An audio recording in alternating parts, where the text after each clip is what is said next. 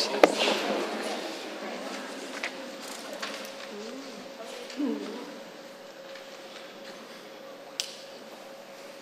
good afternoon, everyone. Welcome to today's talk. It's absolutely amazing to see so many people here.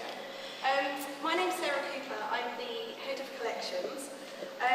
We've already had to move this talk once. We were originally in the small room, and it was so well booked that we've actually moved it into the gallery. But I'm sure you'll agree that to hear our speakers today sitting amongst John's enormous canvases is such a treat. It couldn't be bettered. So I'm actually thrilled that we do talk into here. I'm sure that our two speakers don't need very much introduction, but I will just say a couple of words about both of them. John's an artist with a very special place at Towner. Two of his earlier works feature in the permanent collection. So we're delighted to be working with him on this new exhibition to show this kind of latest body of work of the sea. And it's a sort of really, really important solo exhibition for John, and I'm sure you'll agree his work just fits so perfectly here in the gallery spaces at Towner. Today John will be questioned or interrogated maybe by the art historian and broadcaster Andrew Dixon, who I'm sure many of you will be familiar with from BBC Two's The Culture Show, as well as his many series of art historical programmes such as The History of British Art, The Art of Eternity, and the latest series that he did, British Art at War. And also his latest series, the last one actually, of Italy Unpacked with the chef Giorgio Locatelli, is about to be aired in February apparently, before Andrew's going on to work on his latest one, The Art of Scandinavia. So cute. Andrew's known John since about 1988, when he first wrote about his work for The Independent, was it, as a young journalist. Then in 1995 he wrote the catalogue entry for John's solo exhibition at the Whitechapel Gallery and then at the Arnold Fielding in Bristol, a copy of which I think we've got in the shop downstairs. So they've got a sort of long-standing relationship. Andrew's very familiar with John's work, and I'm sure we'll draw out some fascinating kind of insights and facts from John about his latest work and the history of his painting. The discussion will last about 45 minutes to an hour, and then we're really happy to take questions from the audience at the end, so please do kind of chip in at that point. We'll be delighted to hear from you. And then just finally to say, if you love the paintings, there is a book available which features all of them. It's a limited edition book. There's just 100 for sale in our shop, and they are all signed and editioned by John himself. So grab yourself one at the end of the talk. But when this is finished, please, do hang around, do spend some time looking at the canvases. It's well worth a kind of, a quiet look if you can get such a thing today. So I will hand over to John and Andrew. Thank you very much.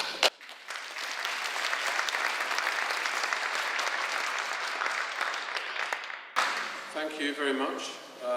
It's good to be here. I really like this gallery. I live not very far away in East Sussex. I think of this as my local, certainly my local contemporary art gallery. And I've always thought that, well, ever since the building went up here, I've always thought, wouldn't it be wonderful if John should be given a show? Because he works in such a way that his pictures, I think, benefit from being seen in a gallery such as this, where you're so close to the open air, where you have a sense, perhaps to a degree, of the elements that he's painting. We're very close to the motif, not quite the same bit of the motif, but we're under that, we're on that pewter disc of the North Sea, under the pewter sky, certainly today. And I just think it's a tremendously good exhibition. I think John, for me, although he's very well known, I don't think he's as well known as he could be and should be. Certainly not in a certain way.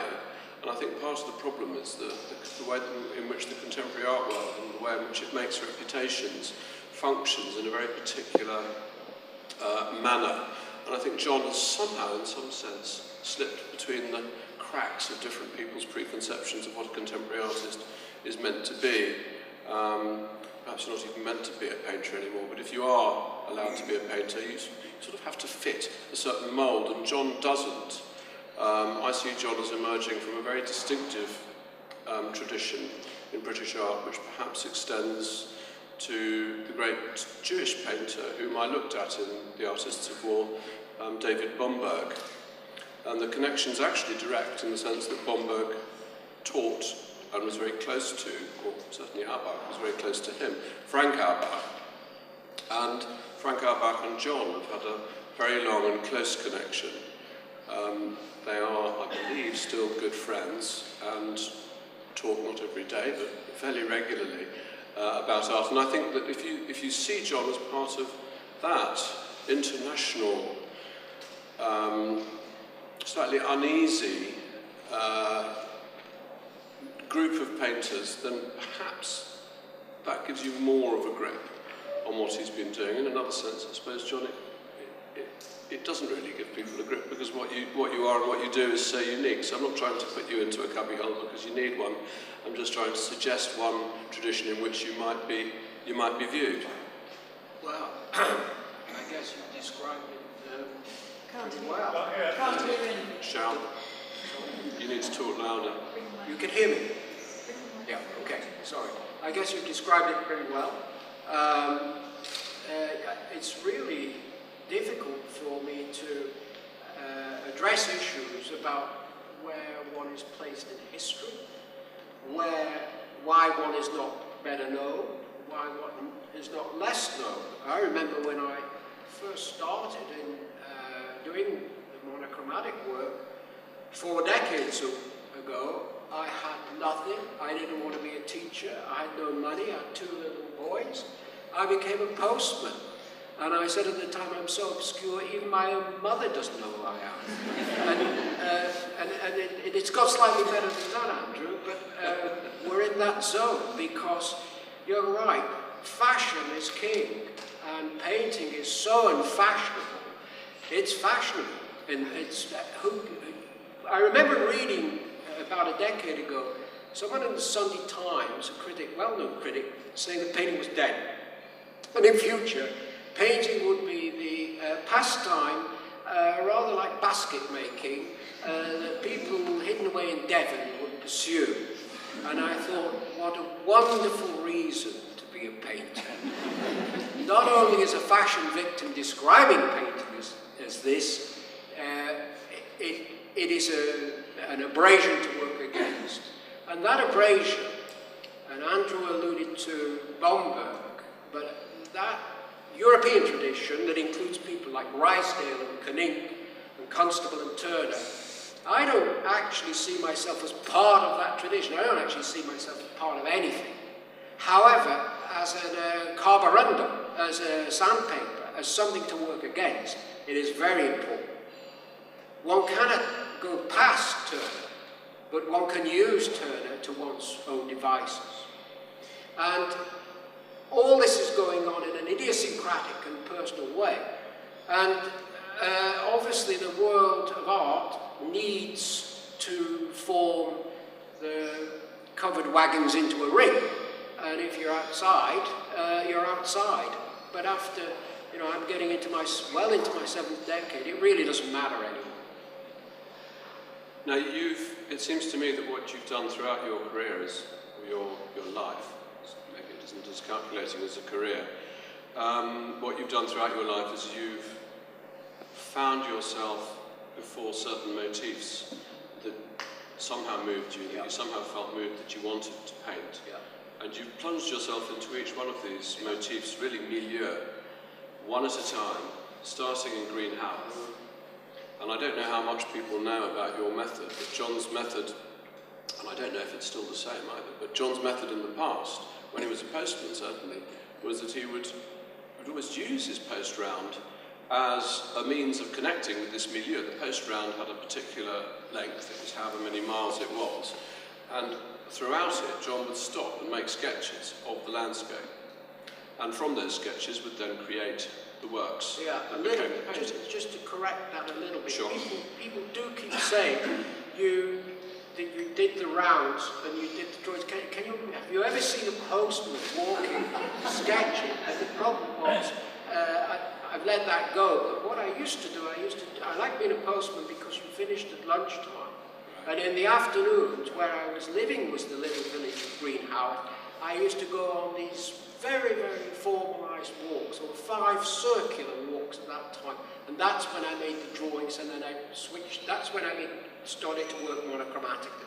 The drawings were worked like Palmer, like Thomas Bewick, like Seurat, with black ink and shellac, which lasted for several decades. I would work on those images in the cottage I was living in.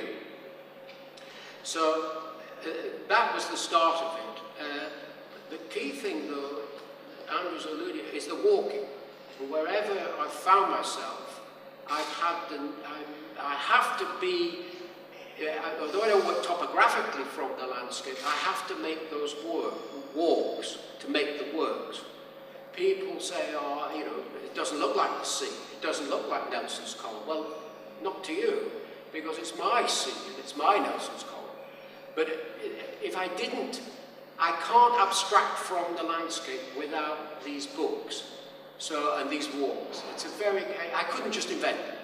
But when you started working, and when I first met you, you were taking these sketches that you produced on your alternative postman's route, the Artman's route, and you were actually working them up and then forming them into what I suppose one could call mosaics. So the actual, I own one of these pictures, and it's, you know, it's 8 foot square, and it contains, I think, 96 separate images, something like that. 72, thank you. So in a sense, it was, I think somebody, maybe it was Stuart Morgan, said that there's a sort of peculiar cross almost between Andy Warhol, who'd done these repeated images, Andy Warhol and Samuel Palmer. He was being facetious, but it gives you a sense perhaps of what the images look like. And I remember at the time feeling that this was, it was in a sense, it was your way of being a bit cubist and being, declaring to us, the viewer of the picture, that there's no such thing as a fixed view of a landscape. You know, cubism was a way of saying, well, fixed view, only a camera can really achieve a fixed view. The monocular perspective that was also Alberti's window on the world. This idea that you can fix things. John was destabilising that, merely, you know, not merely, but primarily and immediately, by saying, well, what is the world? How do I experience the world? I experience it as 72 images. And how I remember those images might be rather, you know, for me, might be how do I structure those images? How do I create something out of my memory of those images? And maybe that's something else as well. So that when you look at Giotto's Arena Chapel, you see each story, but then you also see the connections between the stories. That this kiss is reflected, the kiss of Judas is reflected or contradicted by the embrace of Elizabeth and Anne in another part of the story. So you see love and hate connecting with each other. And I think John's images, those images, very subtly almost made a statement about his view of the world. I'll throw that back at you. The point about cubism, someone we both know well, Paul Morehouse, who's also written about the work, said that this was, he thought the contribution of the tessellated works, of which they've got one here in this collection, and your work, you've got, were a step on from analytical cubism, were a step on from synthetic cubism, was a step that it was unanticipated. But whether that's the case or not, how you perceive the world is the interesting thing. You walk, and I drew and walked and drew, and it became an autonomic thing, almost like as you walk, you drew, and the aggregate of those images, the only way to put those images to work, and I had a sort of Pauline moment seeing this, because I'd filled the whole of this cottage with these images, and then I saw it as one image, as one way of looking at the world. And once I started to tessellate, I'd found a way of operating and a way of making sense of what I was doing. It is the most extraordinary thing to walk by the now a linear walk by the sea, or a circular walk in northeast Lancashire, or a circular walk down in Dartmoor, or a linear walk along the estuary. And the process of walking and the process of being in the day was a fantastic way to encapsulate that. Whether it was any good is irrelevant. It was a fantastically live way to deal with a specific time. I remember that very clearly. And then, I mean, what I, again, perhaps just trying to sort of give some levers or some other ways of connecting John to the history of painting.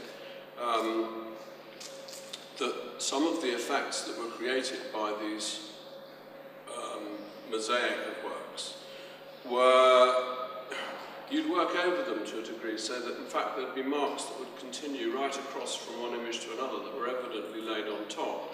And so the work's begun to recall those sort of schemes and threads created by Jackson Pollock, who, when he was asked why doesn't he paint landscape, Jackson Pollock said, why don't I paint nature? Why don't I paint nature?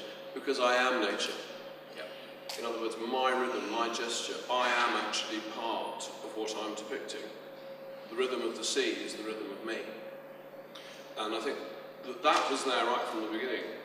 That perception was there right from the beginning with John's work. And it's also echoed in other preoccupations that I think have grown up like accretions, or were always there perhaps as well, with other forms of art which were also shared as influences or ideas by the abstract expressionists. For example, certain Oriental ideas to do with Taoism as a Chinese idea, which is also very present in Japanese culture, that you're not just trying to paint the world, what it looks like, you're trying to capture its key, its energy. And you see this in great 10th century Chinese scrolls, you see it in Japanese Buddhist calligraphy, this idea that the mark, again, it's very close to what Jackson Pollock was saying, I am nature. And it's not actually as modernist an idea as one might first think. When Pollock said that, in a sense, he's being very radical, very avant-garde, very post-cubist, very New York, very 1960s, very macho, very now. But in another sense, he's going back a long way. And I see you very much as an artist who's in dialogue with these ideas, who's thinking about these ideas. And I wonder, when we talk about energy and the universe as energy, the universe as motion, the universe as something that we can't see, that we can't fix, that we can't hold or contain or merely photograph. I wonder if that isn't why, perhaps, you know, it almost seems like a kind of destiny for you to be painting the sea. Wow. Let's just go back a bit to what you were saying about Chinese scroll painting, about Zen calligraphy, which, since I was a boy, I became very, very interested in Oriental calligraphy. And Andrew said it much better than I can. But if you think, as a sort of generalized anecdote, that the Oriental view of a landscape is the glance, and the Western view of a landscape is the gaze. One is stasis, one is movement. And how that's expressed visually, if you look at the great 18th century Zen calligrapher Zengai, he has a wonderful drawing of a dragon being slain by a warrior. And it's almost a cartoon. The hands are chopped off, the head's flying. And there is a mark of describing his cloak. And it has 9 changes of tone in one mark. Mind you, he was practicing for 60 years, Zengai. He said he was still a student when he was 8. You determine the tone, presumably, by the pressure with which you apply the brush loaded with ink. Light pressure, light tone. Exactly. And the thing that fascinated me, and what you're saying about Pollock, is a wonderful thing. I am nature. So it brings it back elliptically to, you're hinting at the sea, is that if you're, yes, you're nature, and yes, you have to experience that. Now, the solution I used earlier, that you alluded to, with making tessellated images out of single images. Now I use the books. One day, I go on, again, a ritualized walk, one day a week, and I make these small drawings, which I use as a kind of compost to grow these giant paintings. And it's like in a church. This is interactive. So, I thought everybody here should really just have a look. How much are they? They're not for sale. Just have a look and pass it on. Well, the whole idea of it It's is like the Common Prayer Book. It's, exactly. The whole idea is to go through that experiencing process. Obviously, you could see the size of these works. And when a few years ago, when I was in the associate artist at the National Gallery, I did some pretty bigger paintings than these of the London Thames landscape and Nelson on his column. And you can imagine being outside with a camera, working outside. So it had, and the same with the sea with a giant painting. You would, in London, you would be a freak show. And you would just be blown to Bremerhaven if you tried to do this at Blakely Point. So You might sail to Holland. or sail to Holland, they're wrong on the campus, but it's impossible. So the methodology now is still to walk, but to bring the compost into the studio and use this work. It's all. This is what I did for 4 decades. This is what I've done for 4.5 decades, and for 4 decades. Sorry. And it is. You can refer back to what you were trying to do in 1978 and in 2008 and 1998 and hopefully 2018. But the thread is a continuous thread. Well, you can see that. I mean, there's still some. I mean, I know that isn't one work on the far wall there, but if you look at those images up on that wall, that is, so to speak, an echo or a memory of the tessellated works, the works that were assembled like mosaics. And it's a hang that reflects John's origins. I really like the hang in here. Well, we had the curator, Sarah, the curator, was insisting nothing that had come. It was a chance to show what had been at the Sainsbury Centre and had been shown briefly in Marlborough. And she did not want to leave anything out. So the way to hang those was to bring. We were originally going to have all the work on paper in the small room, but that didn't work. And I referred back. You're absolutely right to tessellating, but yet you could see with the gap that they are separate works. But it was wonderful because I was using 9 works to make 1 work. And that kind of answers myself when I'm saying that the threads from 3 decades ago are still here. It's still the solution. And I think it does work very well. They complement, as it were, as a visual punctuation mark, these gigantic single image canvases, and yet they have a presence. And it refers historically back. I think it does work. I surprised myself. That was the solution. And I thought, hey, this is good, maybe I could do this again. But we'll see. I think, in a way, the most obvious question, or the intelligent 9-year-old question, or maybe just the bottom line question, is why are the pictures all black and white? A lady said that to me last night. And I'm going to answer this, but I gave a talk at the Tate in 2000. And I gave another talk in the National Gallery about the work in 2004, and I dealt for 10 minutes. I'm going to take about 30 seconds to deal with that question. And at the end of this right at the end of the talk, the hands went up. The first question was, why do you paint in black and white? And it's very simple. I couldn't see with colour. I'm not colourblind, although my wife Jenny insists I am. But I'm not colourblind. But I found a visceral revulsion to using what was sold as colour in oil tubes.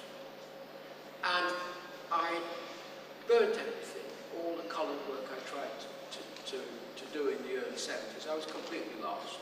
And I started, as I say, as a postman, and that has this kind of sociological significance. But at that time, I was looking at Rembrandt's etchings, the wonderful penumbral drawings by Georges Seurat made in Paris in the 1880s, Samuel Parker, the Shore and Period, the drawings of Van Gogh that he made in Provence, Thomas Bewick's woodcuts, Bomberg's Ronda. and Bomberg's forgotten, and the Ronda drawings, and in all the very late drawings by charcoal drawings made by Bomberg, 54, 55. And I saw those works specifically as the most colourful works.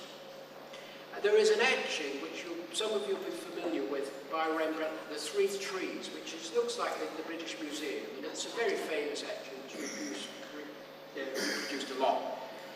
And the sense of colour demolishes any efforts by a fourth painter.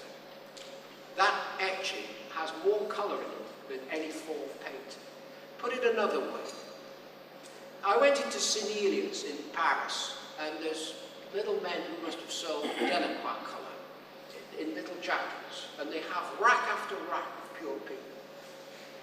And I looked at the glow in their gloomy shop of these pigments, and then I came outside and I thought, what artists did with this, with their oil paints.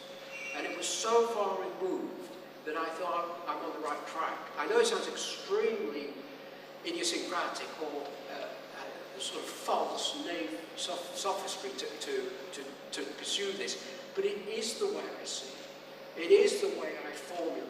It is the way I make visual sense of the work, and that's the only sense that an artist can make, whatever medium they use. And I do feel that colour is more in its absence than in its presence. And I know that sounds probably totally crazy, but it is what I feel. I know when you look at the Seurat drawings, the colour sense is extraordinary, and it's black and white. I mean, there's a very strong tradition in Oriental art, where painting actually grows out of calligraphy. Painting is seen as a subsidiary outgrowth of an activity that comes out of writing. So, as a result of that, there's a very strong tradition of monochrome painting in China and Japan particularly, which has this essentializing quality about it, which again I think relates to this idea of trying to capture energy rather than appearance, and trying to capture movement rather than detail. Well, I like your word essentializing. It is the essence. How do you get to what you want to? Well, how do you get to reality? After all, that's what one's trying to do. How do you grasp your reality, your take on reality? And by stripping out, making it essential, I think that was the way to go. Certainly look at the great raw works of Rembrandt, the great etchings of Rembrandt.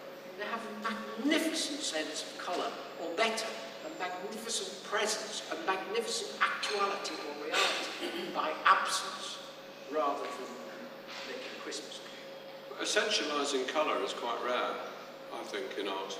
Essentialising colour. I found it very strongly, very movingly in the late Turner exhibitions, currently at Tate Britain. I think it's still on, it may be finished now.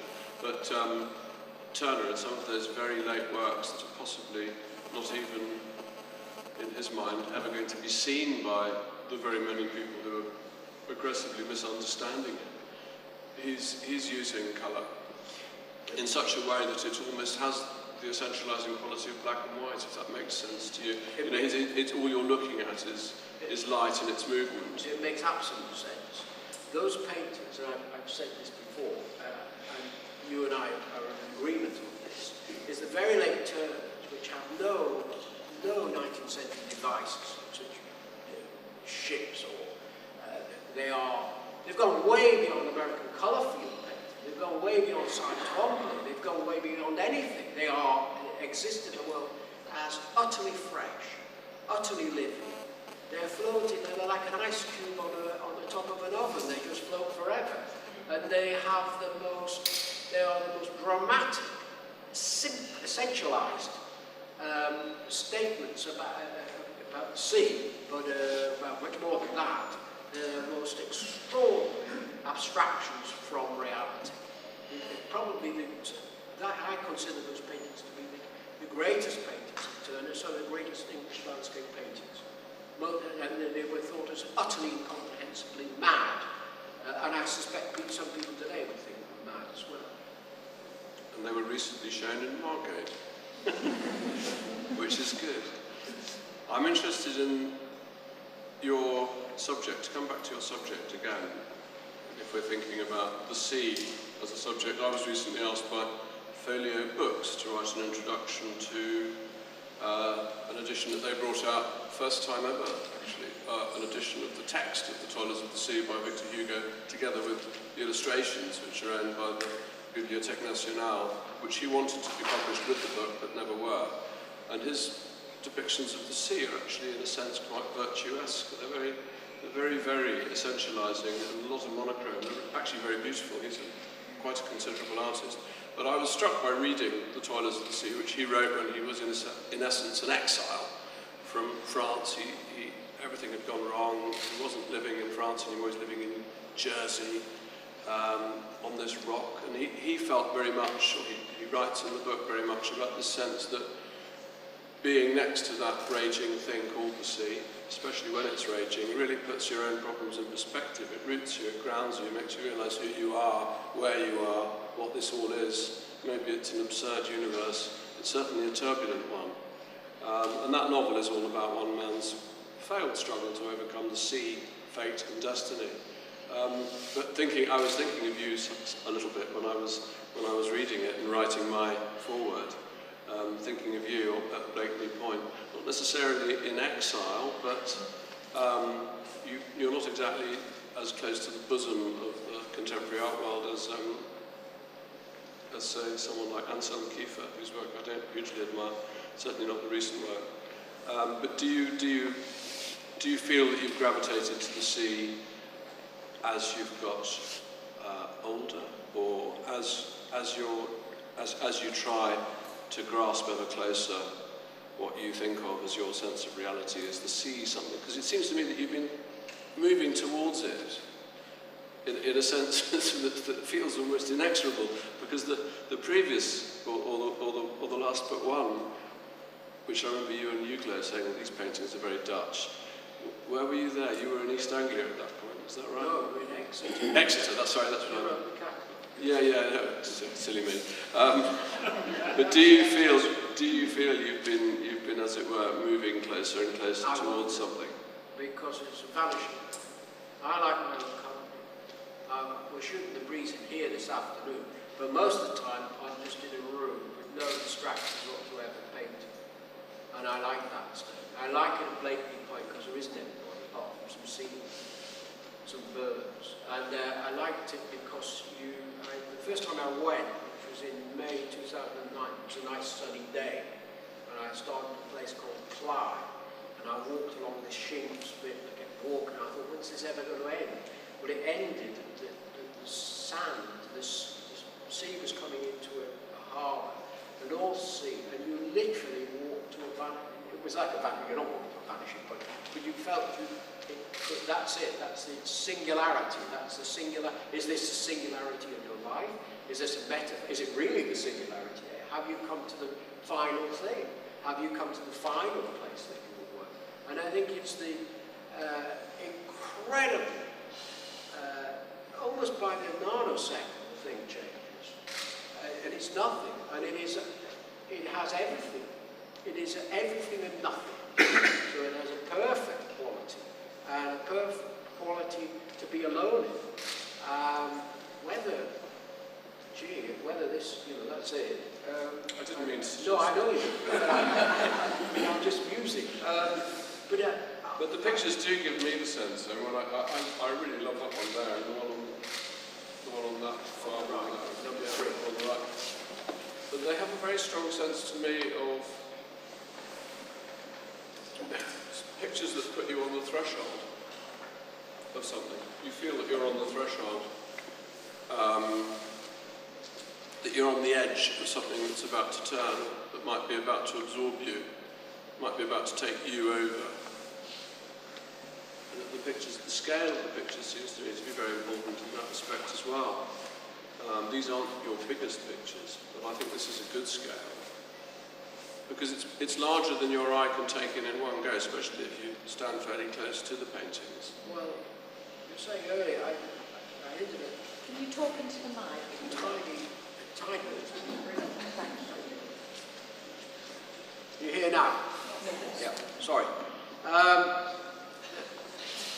You were hinting at the, I guess, frailty and one's position against immense forces, immensely uncaring forces. And I don't feel threatened by it, but I feel,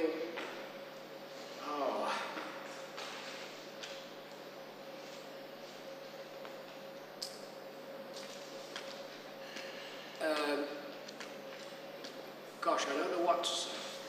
Do you think the pictures are also mirrors as well as thresholds? In the sense that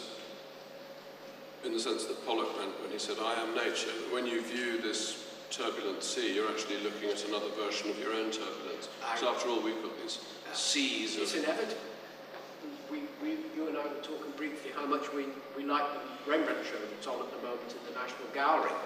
Well, I mean, he's dealing with an extraordinary problem, which is mortality. And the thing I do, I set out with a very clear idea in the morning of, this is the idea, and I've said this before, that it's rather like you're working away and it's Gombrich's rabbit and duck's head. You're trying to make the duck's head, and everybody else in the world see the rabbit. And it has an element of that in it, that there's an agenda. I'm not answering your question because it's almost impossible. I think that it's inevitable that when a painter is fully engaged in trying to wrestle with, whatever Van Gogh said, with these little lies that tell the universal truths, and you're trying to wrestle with an idea, you're going to project. There is two things, subconsciously, and in a psychological sense, you're projecting something else. It's inevitable that's going to happen. When you switched from making the multiple images to the single images, were you, and are you, in these single images, which also hint at triptychs, sometimes in the division of the canvas, are you still suggesting to us that what we're apprehending is your image of something that is not a single moment, but it's a series of moments? These are pictures of process, that they're not just pictures of a single wave breaking on the shore. Exactly, they're not topographical, and yes, because why would I make this ludicrous walk 8.5 miles to make this totally abstracted data to make something that a topographical artist could stand and make a sea painting, of which I have absolutely no interest whatsoever. So yes, it's inevitable that even though they're finished objects now, I mean the triptych was just sheer physical, it's too big for me to manoeuvre. I mean this is pretty difficult to manoeuvre. This is 9 by 15, that's when you get to 21 feet, it's on your own, it's quite hard. But I think that you are, in my case, inevitably, that would be the case. If you look at 3 decades of almost an ingrained procedure, it's inevitable that's what you are doing that, even though you have the... I don't say it's an aggregate image, even though it's just one canvas. I think so. Who do you look at the moment when you look at art? Do you look at all the people you've been talking about today, or... I'm still looking at... I look at everything. And I try to go to everything. I saw an exhibition at the Maritime Museum last year, Turner and the Sea, and for the first time, the stupid Tate let out the drawings for the Whaler painting, which they've had for 130 years, and they've never shown them. And I was very, very moved by those paintings. Inevitably, if you look at that, I've just been looking at Picasso. I mean, you can't think of anything further away, but in terms of invention, it's non-metropolitan in terms of visual invention. But all the people that I mentioned earlier, where I started, are still important to me. I still go and refer back to them. Yeah. Do you, I mean, I looking at these pictures, I keep thinking of what Bomberg said, which nobody ever seems to have been able to explain, about the goal of art was to express the spirit in the mass. But it sort of makes sense here.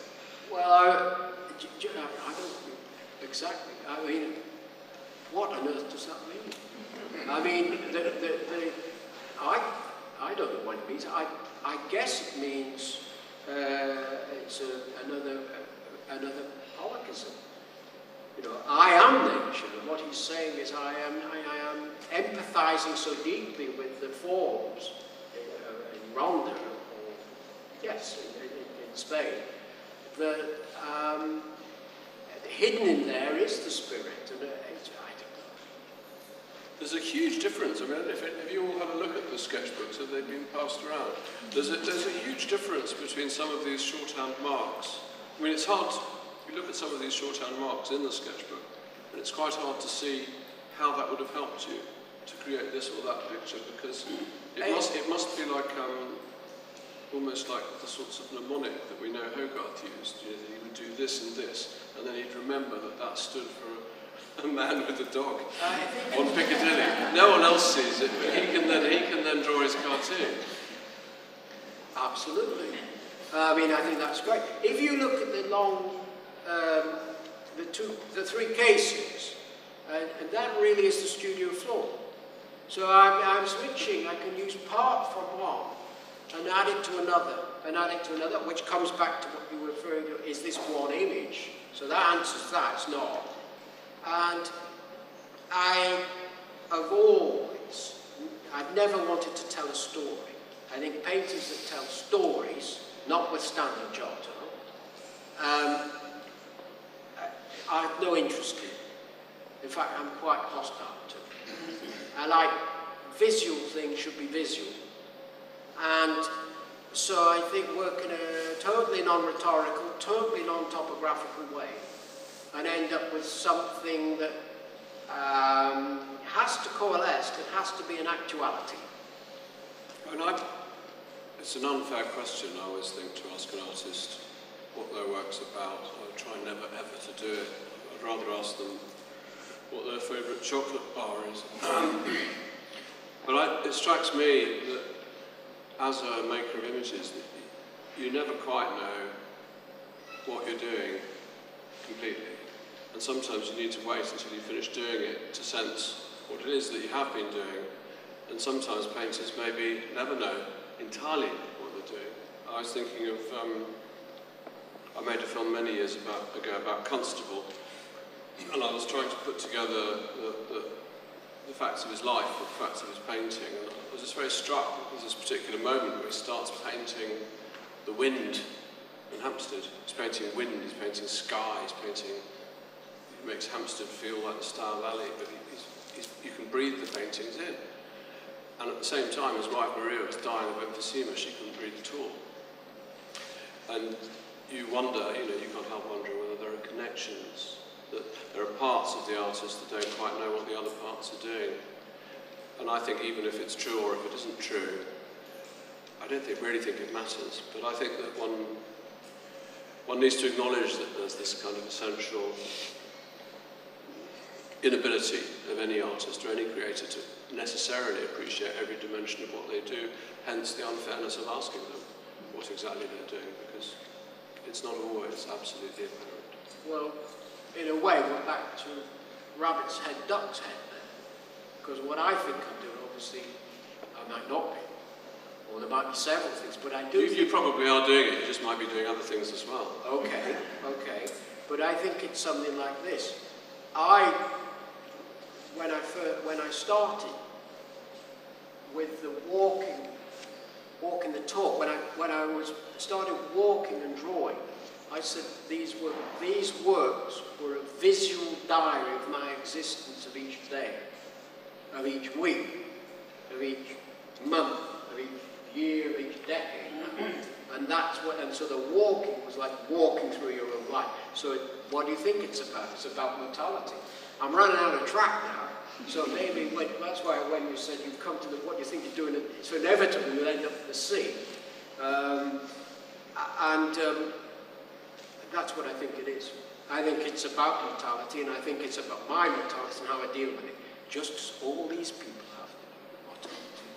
Well, Picasso said the same thing about his own sketchbooks. He said, "Je suis le crayon, I am the sketchbook." And if anybody says to me, "What's my life?" just look at my paintings. They're a diary. They're dated like a diary, because he did put the day's date on every painting. Pretty much every painting. When he finished it, he put the day's date. I don't think it's there on. It's not there on the Demoiselle d'Avignon, but it's pretty sure it's there on Guernica. But again, that sort of slightly confirms what I'm saying, because, you know, in what sense is a Picasso copy of Delacroix's Femme d'Alger a diary of his life? You'd need to know what, yeah, exactly. What's he saying to Geneviève that day, and how are things with the other one? I think maybe this might be a good time to allow some of you chaps and chapesses to ask questions, if you'd like to. We're not going to do a roving mic, so if you shout from the front or the back, I can repeat the question so that John is very, very hard of hearing, very morbid today, will hear the question. It's a tremendous explosion of energy here. Is there a place for the placid, for the still, for the calm in which to see and it's sea state?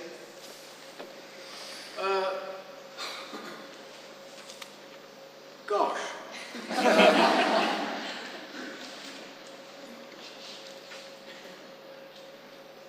Yes, I think so. But not today and not in here. Concise. Could you imagine painting while you teach it, while you were going to the same building every day and doing that? I'm sorry, can I imagine painting? Could you imagine being a painter doing a painting while you were doing that? Could John have imagined being a painter while also teaching? No. It's a terrible conflict. I think actually people who teach are much better than artists. It's a much grander thing to do. What could be better than conveying ideas to others? However, because of the compulsive, obsessive nature of painting and the way I feel, it's a no contest. I don't think you can do it. Why don't your paintings have frames? Why don't you frame them? Why hasn't John spent £18 million framing his pictures? They would look rather grand. I just don't like frames. I just don't like it. Do you have an image, I think probably not from what you said, of what the final painting might be like? And if you don't, I wonder how you start. Do you start in the centre or do you paint randomly? Could you tell us a little bit about how you create these big images? Does John have a preconceived image in his mind before he starts work? And if he doesn't, which the lady suspects he doesn't, how does he start work on a painting? From the middle or where? Physically, it depends. I start anywhere. Quite literally anywhere. And also, although it appears quite random, I paint them A, B, C, D. So sometimes I paint them upside down, left is right, right. I turn them round and around. So do you work on the floor? Do still work on the floor, sometimes in the vertical plane. Do I have, I think you said, do I have an idea? It's a journey to that idea. And you never realise an idea. And even the most meticulous pre-Raphaelite would never realise what he or she thought they were setting off to make. It's always something different. Do you sometimes climb up a ladder to paint the paintings or just work Yes. on the floor? Yes, and my colleague here once spent a long time writing an essay about the ladders in the studio, about this symbol of vanity and folly. I don't remember that. Because a ladder was a symbol of I suppose, getting above yourself, really. I'd probably been looking at Bruegel's Yes. Tower of Babel. There's a question at the back. I wonder if you've been at sea very much to feel the waves like this, or if you've been seasick. Have you been at sea very much to feel the waves like this, or would it make you feel seasick? I once sailed the Atlantic in a student ship with lots of students, and Simon Sharma was on the ship previously, and it was every year students returning to America, and scholarship winners went to America. And I got seasick in the North Atlantic for a day. So, I don't know. For a day. At the back? Hi. What or where is the most beautiful landscape you've got your inspiration from? What or where is the most beautiful landscape you've been inspired by? The most beautiful, I would think, was Venice. And pretty well all the ones I've worked in, pretty well all of them. North East Lancashire Moorland, Dartmoor, the ex-estuary, London, all of them. All have a wonderful attraction. I was very interested in the analogy between the diary, my written diary, and keeping a sketchbook over all those years, and how you mentioned about capturing the essence of reality. If I keep a diary and I look back over several years, and you think the reality is quite different from what it is now, you have different interpretations, different influences. I wonder how that's expressed in your painting now. The lady says she's interested in the idea of the art as a diary, and having kept a diary herself, I believe, has been struck by rereading it several years later to think how different she is now from what she was like then. Has that sense of self-change or growth affected John's painting? How does it translate? It's inevitable, isn't it? If I could just add on to that, it was capturing that essence of reality, how that has changed for you. How has your attempt to capture the essence of reality changed? I would think, I mean, I don't make the tessellated images that we've alluded to. I've worked them out, I use the drawings in a slightly different way. But it's, with respect, it's a self-evident thing. As you get older, you don't remember what you felt, and hence the reality does change. It changes like quicksilver reality. And the gravity in reality, unfortunately, is mortality. So, you know, you forget, you get older, but you can only be as sharp as that day, as it were, to deal with the problem of that day. I have a problem I left yesterday in the studio, I come back to it. Today is another day in that diary. But that was a diary, of course, all the cells have all gone 7 years ago, so it's an entirely different person anyway. You've got those issues. At the back. When you're painting, especially the larger paintings, are you able to stand back? Do you choose to stand back, or do you stay enveloped in the actual painting? I stand back, and I have about not on a ladder. Both, stand back and on the ladder. No.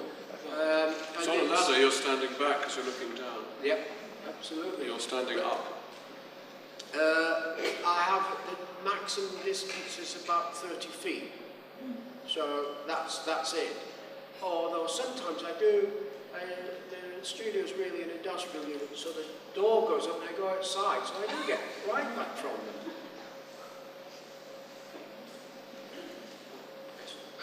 Oh, sorry. So I'm struck by the painting at the end. There's a really strong structure within it. And when I look at the sketchbooks, there's a kind of immediacy and passion. I'm intrigued kind of the process of painting. Do you map out the structure and then work with that, or does the drawing continually evolve and change as you look at this immediacy of the drawings and the sketchbooks? It's a feedback. And it's funny because the paintings sometimes inform the books, and the books inform the paintings on paper. It goes backwards and forwards. There's one great advantage about the paintings on paper and the books that I like. I can work on a big table to make these. I tend to work horizontally on the paintings on paper.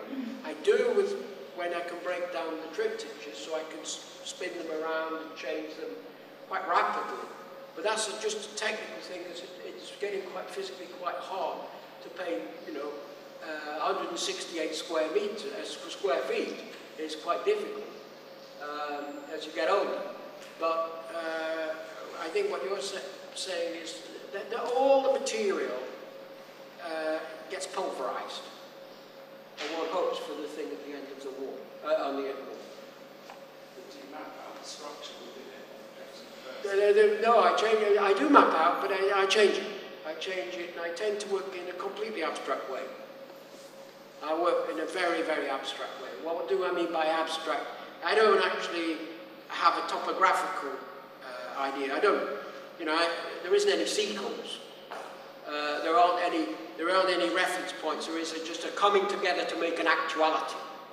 The actuality of being at that place, even though it is probably unrecognizable.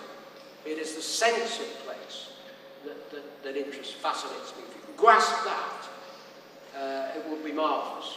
It can be a mistake if you're making an exhibition with John to leave the paintings with him, because I've known curators who've selected 12 or 15 or 20 paintings and then returned a few weeks later and found that there are only 6 left, and all of them look very, very different from what they did in the studio. In fact, I wrote once, I think, an essay about John that had to be substantially altered because the paintings that I'd written about had been altered. So I was describing things that no longer existed. So I felt that I was keeping a diary a little bit. Coming back to your first thing, I've not had too many good career moves doing this, really.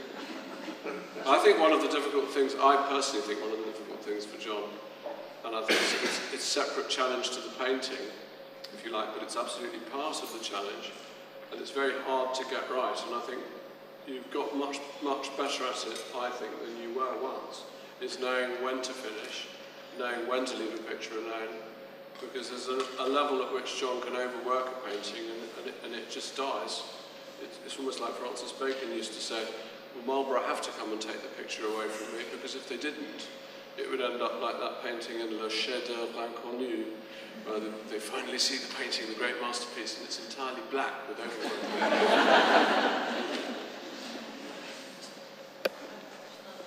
When I've been sitting here, I do like this painting very much, but the more I look at it, I can see a wonderful scene of mountain in the background, forests.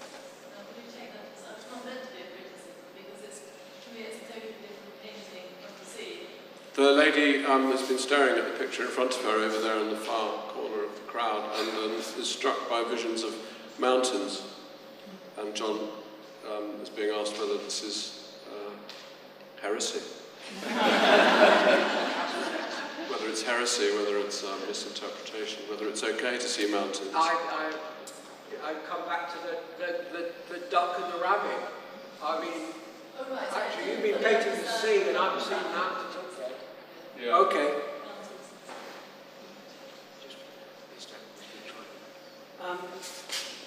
Fascinating discussion between you both.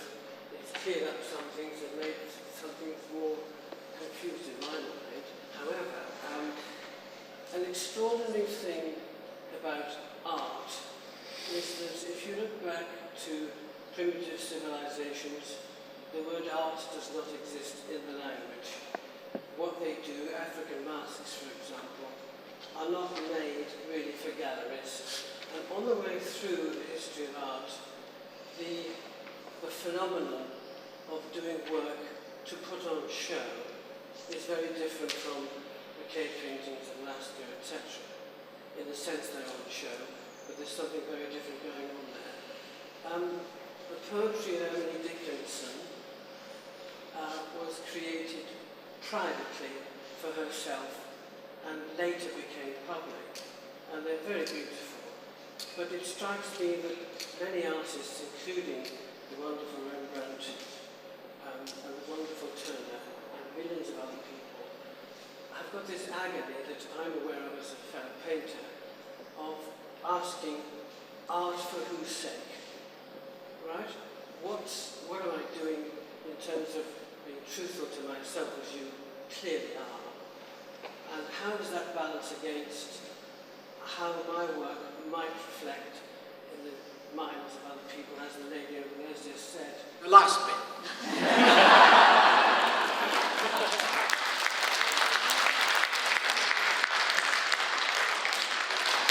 That's too simple an answer. Are there times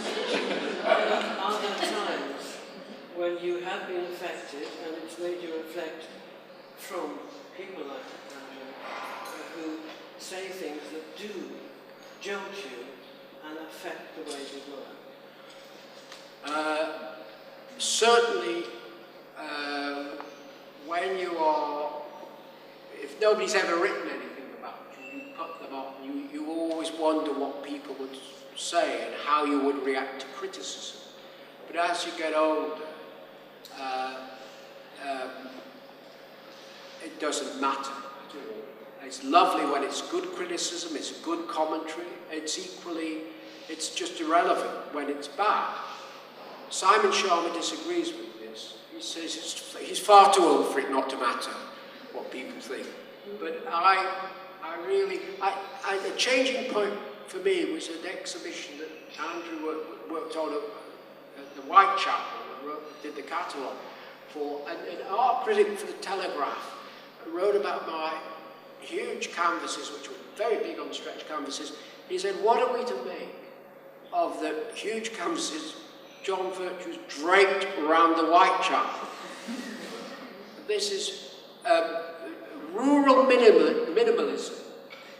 Jackson Pollock dragged through a hedge backwards. There is a photograph of him standing in a field surrounded by cows. Moo, lament the cows, and who could disagree with them? And that was quite a thing to read on a Sunday morning. Especially as my little boy, so it was wonderful. And for months afterwards, trailed around going moo. So out with vanity. You have to get on with it. Nobody asked you to do it. I think it's interesting that you talk about cave painting. So maybe there's a cave painting criterion. So I think when an artist's working with focus and isn't really thinking about reputation or all these irrelevant things, I think you go around an exhibition of their work and you're actually in their cave. Even if it's a modern art gallery, you're in their cave. It has something of the same feeling. That's what good art does. When you go around the Rembrandt show, you're in his cave. I think here you're in John's cave. And by contradistinction to that, I felt, this is just me personally, that when I went around Anselm Kiefer's later work, that's not a cave at all. That's a series of stage sets erected to the reputation that he wishes to preserve. And it's not really art anymore. But that's just my view. Whereas the earlier work, you're in Anselm Kiefer's cave. The earlier work's really very good, still very good. So I'm not and I think that it's very hard with all the pressures that artists are on. If you've got everybody telling you how wonderful you are and your dealer giving you £8 million every time you furnish him with a sunflower-covered object, then, get your assistants to do leads and buy another village in Provence. But, there are temptations. But thank you very much, everybody. I think we've come up to our allotted time, and you've been a splendidly befuddled and bemused audience. Thank you.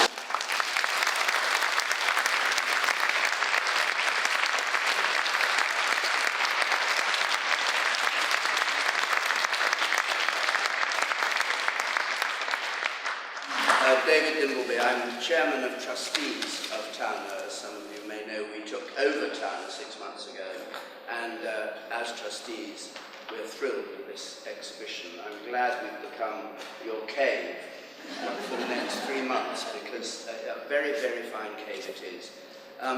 John, it's been a great privilege to listen to you talking not just about the way you paint and the techniques you use, and the 8.5-mile walk from Clyde down through Blakeney, but also to hear you talk about the relationship between these pictures and what you see as your reality, your perception of the world and of the way you see it. And I think that has been very vivid and very valuable. If you haven't seen them in the other room, there are piles and piles of these sketchbooks, and they're well worth having a look at. Before you go, well, I hope you'll have a look at the other pictures here as well. Do you return the sketchbooks? Yes. You in particular had your eye on the sketchbook. Yes,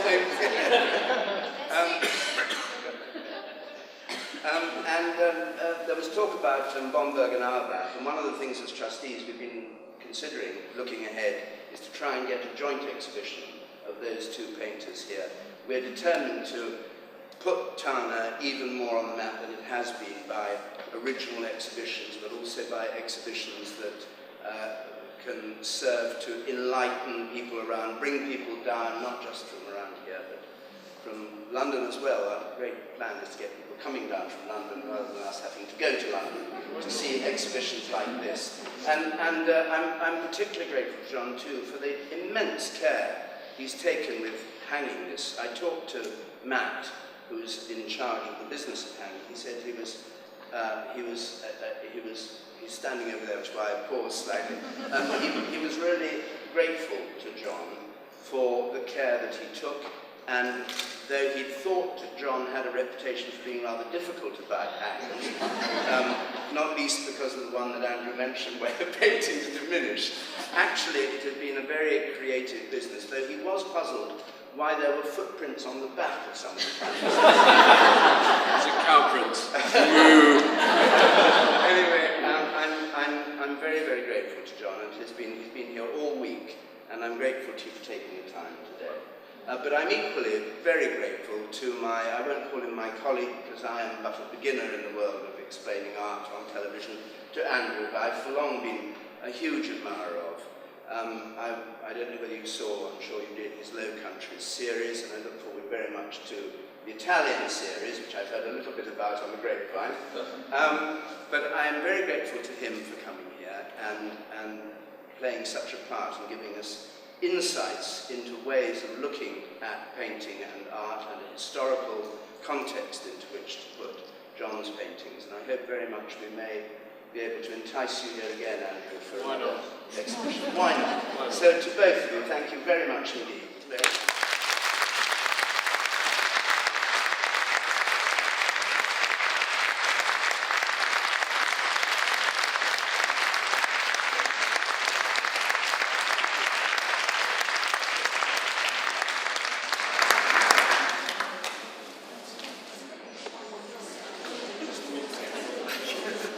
Not doing very well.